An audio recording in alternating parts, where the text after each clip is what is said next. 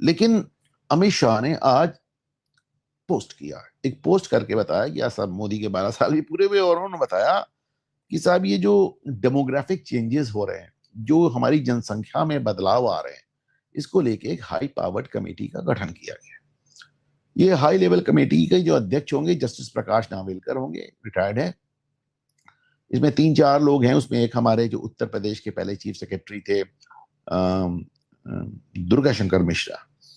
तो दुर्गा शंकर मिश्रा भी उनमें मैंने देखा है उनको, मैंने उनकी वर्किंग बहुत क्लोजली देखी है। तो अच्छे अधिकारी, कानपुर आईआईटी के थे, हमारे उत्तर प्रदेश के भी 2.5-3 साल चीफ सेक्रेटरी रह के गए। तो बात ये हो रही कि जहां जहां एक डेमोग्राफिक चेंज आएगा, वहां वहां इसकी जांच होगी। जहां जहां आया होगा, नहीं यहां से पलायन हो गया, वहां से पलायन हो गया। आपको मालूम है कि मुस्लिम जनसंख्या करीब 5 गुना की रफ्तार से बढ़ी है, 5 टाइम्स, बल्कि उससे भी ज्यादा। तो अलग अलग स्टेट्स में, डिस्ट्रिक्ट्स में जब आप देखते हैं कि मुस्लिम जनसंख्या कहां तक पहुंच गई, तो आपको इसका आइडिया होता है। अब ये एक ऐसा खतरा है, जिसको मैं खतरा क्यों कह रहा हूं भाई, देखो मैं खतरा इसलिए कह रहा हूं, इसमें मैं कोई कट्टर बात नहीं कर रहा हूं, कोई जिहादी बात नहीं कर रहा हूं, कोई हिंदुत्व की बात नहीं कर रहा, एक सिंपल सी बात कह रहा हूं। दुनिया का वो मुल्क मुझे ढूंढ कर दिखा दो जहां पर एक इस्लामी मुल्क में माइनॉरिटीज को अलग से हक दिए। बल्कि हमारा देश इकलौता देश है जहां पे माइनॉरिटी बढ़े हैं, और हमारा देश इकलौता देश है जहां माइनॉरिटीज के लिए अलग से हक है।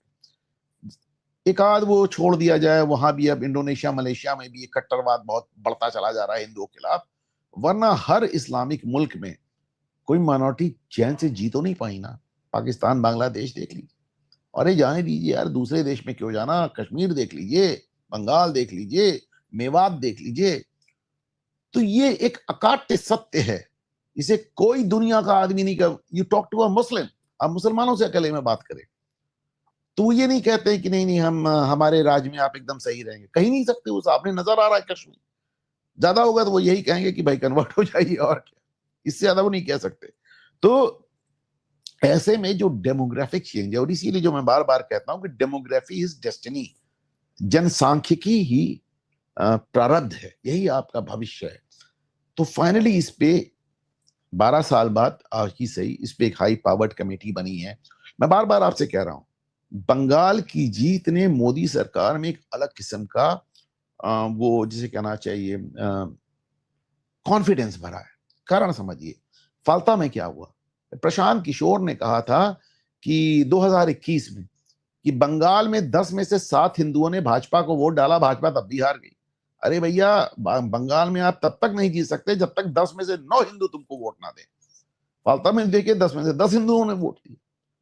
तो ये जितना बड़ा एक हिंदुओं का कंसोलिडेशन नजर आया है, तो उसने बीजेपी सरकार को बहुत कॉन्फिडेंस दिया है।